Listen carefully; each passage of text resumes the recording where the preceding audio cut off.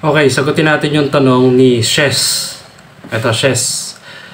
3 ngipin sa taas ko, sir. Wala na po postiso. Pasok pa rin po ba or hindi? Ayan, magandang katanungan. Alam mo, yung mga problema natin sa physically, pag-apply, isa sa mga nagiging hindrance para ma-low moral tayo sa pag-apply, para hindi natin ituloy. Pero itong tip ko sa inyo, huwag nyong i-DQ ang sarili ninyo sa isip nyo. Okay?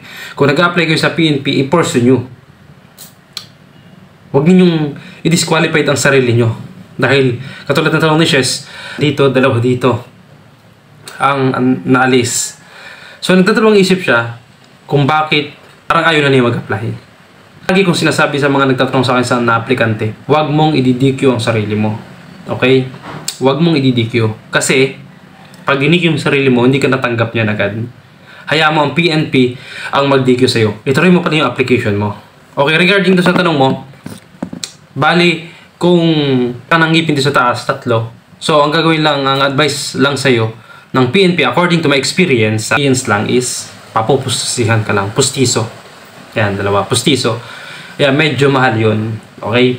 Lahat naman application, medyo mahal eh.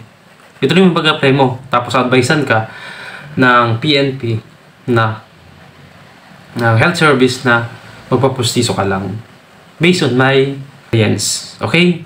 Sana nasagot ko po ang tanong mo.